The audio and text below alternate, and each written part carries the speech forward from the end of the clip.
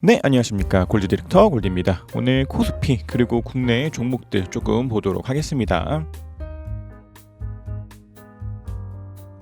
오랜만에 좀 영상을 올립니다. 그러나 좀 아직까지는 그 시장의 방향성들에 대해서 좀 하방으로 보고 있는 만큼 좋아 보이는 종목들을 찾으면서 매수를 하는 것보다는 지금은 좀 시장의 방향성을 하방으로 보고 있는 만큼 조금 더 현금 비중을 가지고 있는 것이 좋지 않겠냐라고 판단이 좀 되기 때문에 좀 그나마 몇 개의 종목들 좀 상방으로 가고 있는 것들 제외하고는 최대한 좀 현금 비중을 가지고 있는 것이 여전히 좀 좋지 않나 생각됩니다. 그래서 아직까지는 이때 저점이었던 2591포인트보다도 한 번 더 지수가 밀리는 움직임들이 나오지 않을까라고 생각이 됩니다. 그래서 경우에 따라서 이때를 1과 2로 보고 1, 2, 3, 4, 5로 이루어지는 뭔가에 대한 3이 있고 4 있고 5가 나오면서 C가 정리가 되고 상방으로 가는 그림으로 보고 계신 분들도 있지 않을까 싶고, 그렇지 않고 여기를 1로 보고 여기를 2로 보고 3과 4와 5로 이루어지는 뭔가에 대한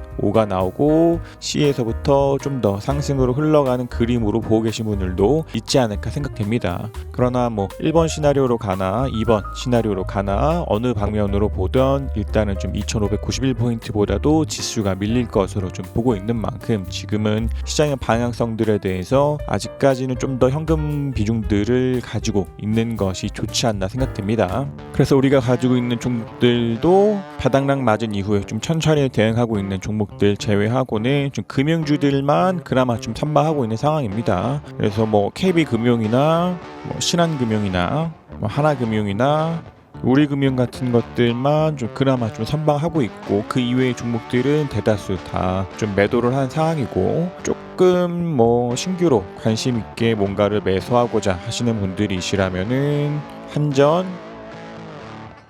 HMM, 아모레퍼시픽, 롯데케미칼, 강원랜드, 아모레G, 페노션, 호텔신라, 신세계, 하이트진로, 대웅제약, 현대백화점, 롯데칠성, IS동서, 신택, 파라다이스, 롯데관광개발, SFA 정도가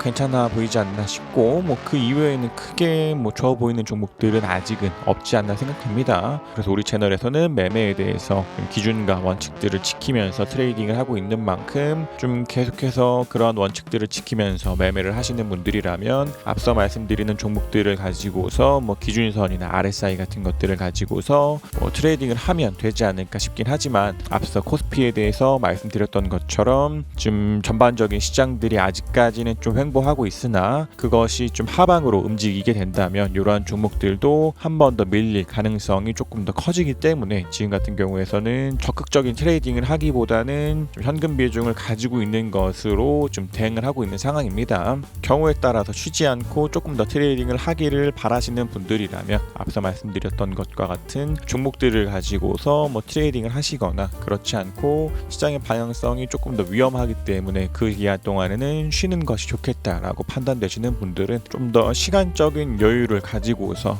좀 최대한 좀 총알을 많이 보유하고 있는 것이 지금은 좀 좋은 장이 아닐까 하고 생각이 좀 됩니다.